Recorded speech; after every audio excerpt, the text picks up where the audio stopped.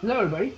The question we're going to answer today is, we've talked about BDD, we've talked about body image.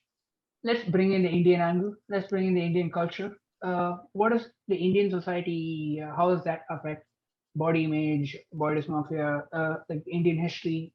How does it all relate? I think regarding body image, something that's really prevalent in Indian society is the idea of fair skin, which is prevalent all across the world. But at least from a young age, my grandparents or like even my parents would be like, "Oh, don't go in the sun too much," or like, "Oh, if you put lemon with sugar like on your face, that'll like make you more fair," stuff like that. Was very common for me, but not necessarily my brothers, which is another issue in itself, or something to discuss maybe in the future. But that idea of fair skin, and also like seeing ads where a lot of Indian influencers or Indian famous Indians would promote skin lightening creams. I think Dove had one in the past. Fair and and Lovely is the most. yeah.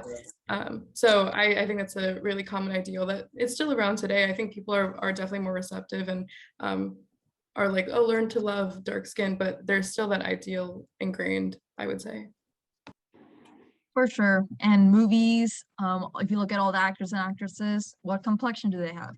Generally fair skin, generally not very representative of the majority of India, the population where the movie's happening.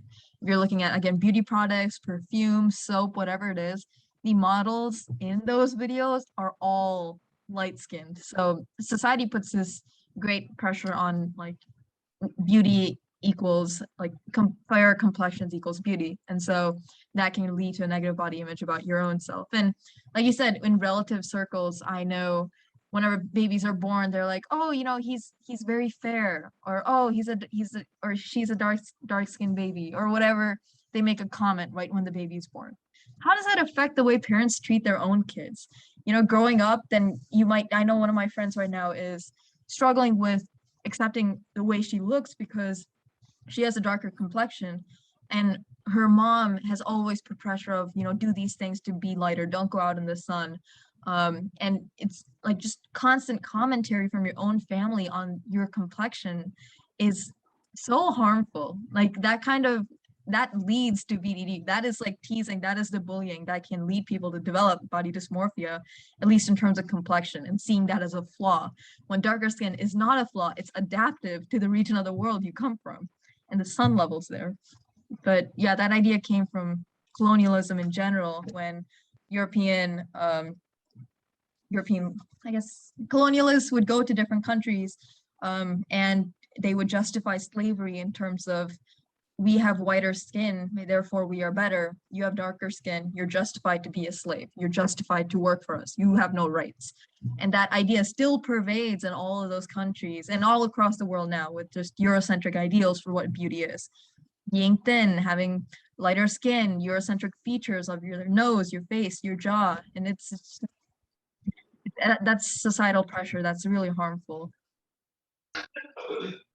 Yeah, on some level, like us and the people who are watching this video or who watch this video, so they are the society, right? So like let's say suddenly there's a business, right? Let's say there's a business that focuses on having dark skin models, or let's say if there's 3 directors who decide, let's start an initiative and support the darker skinned actors.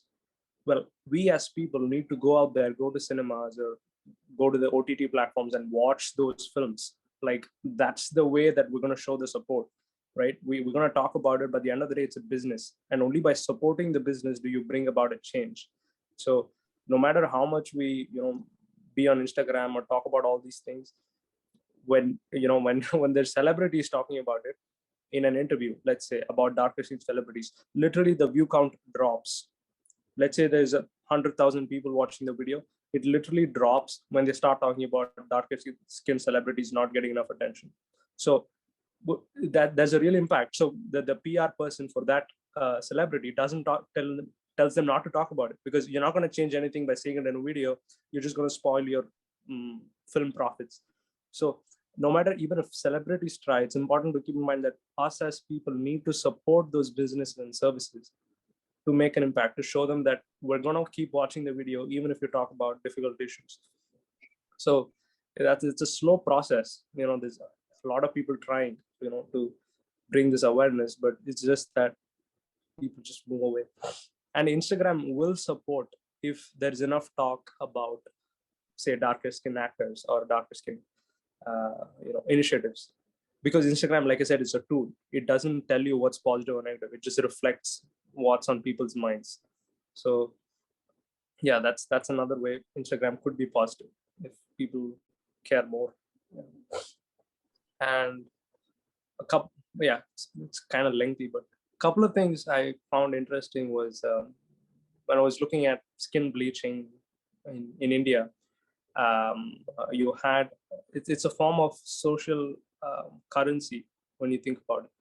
So if you want to go into the film industry, or if you want to go into customer facing job, the directors or the PR people or the HR people are not willing to hire the darker skin people. So their only alternative in that situation is to go for skin bleaching.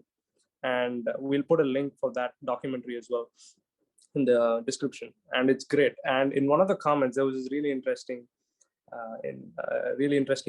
statement, which said in India, you have the fairer skin being glorified and seen as the better, so to speak, color. But let's say we go to Australia on this side of the world, or America or Europe. So you have people who are tanned, like the white people who are tanned are seen as better. That's seen as the better skin because they can take vacations and have leisure activities, and they go sun tanning. That just shows how much time they have to become dark, like to become darker. So it just shows how contrasting, just this world is.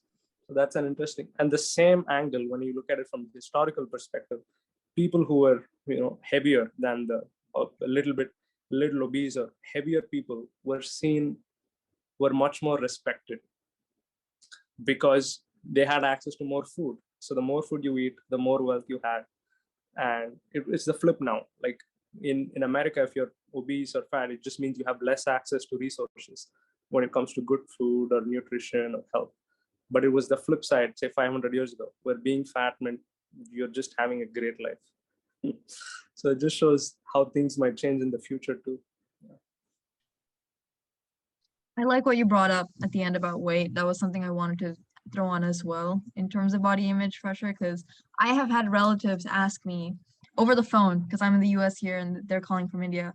They ask, have you gained weight, or are you still a stick? Are you and when I was younger and I was in India, they would say, you're at a good body weight, just maintain it just like you are right now. Like that is also unnecessary and unwarranted commentary from relatives. Literally, it's none of your business, but you keep making those comments about people, especially people who aren't already happy with their body weight. They might have a negative body image about that.